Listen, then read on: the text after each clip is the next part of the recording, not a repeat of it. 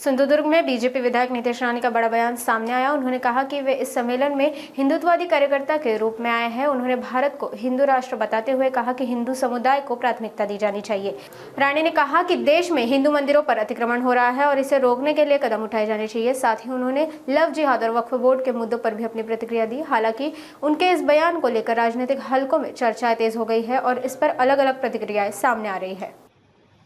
आज महाराष्ट्र सरकार आणि केंद्रातलं सरकार, केंद्रातलं नेतृत्व हे हिंदुत्ववादी विचारांचा कडवट हिंदुत्ववादी आहे आणि मी त्या सरकारचा प्रतिनिधी आहे, त्या सरकारचा एक भाग आहे आणि म्हणून सर्वप्रथम मी आपल्याला विश्वास देतो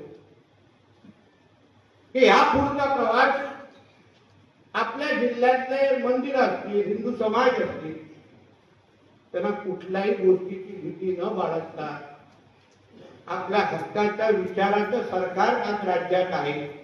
एक कडवट हिंदुत्ववादी आपला पालकमंत्री आहे, ते नजरेसमोर ठेवून आपण आपला प्रवास करू। कुठल्याही मनामध्ये किंतु परंतु ठेवू नका।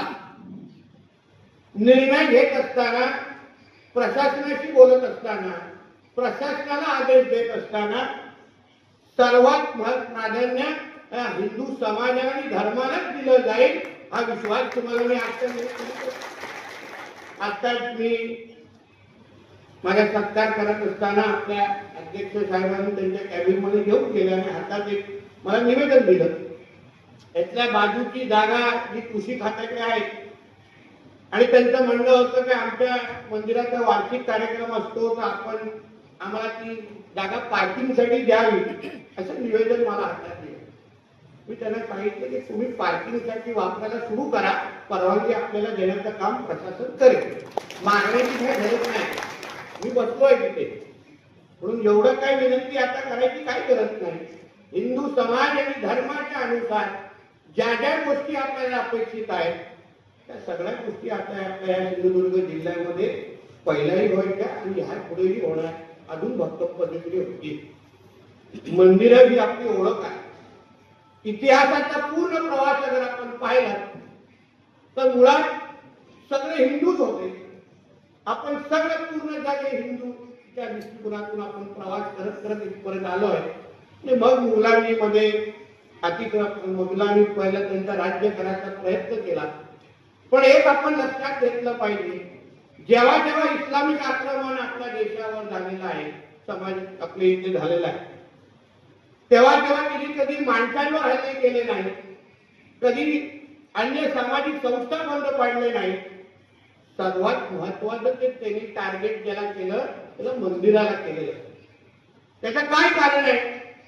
कारण त्या इस्लामिक राज्यकर्त्याला चांगल्या पद्धतीने माहिती होतं की आपल्याला ह्या भारतावर या हिंदुस्थानावर अगर राज्य करायचं असेल तर सर्वात पहिले यांचे मंदिरं उद्ध्वस्त करा, मंदिरं ताब्यात घ्या आणि मग या हिंदुस्थानाला आपण इस्लामिक राष्ट्र आपण करू शकतो।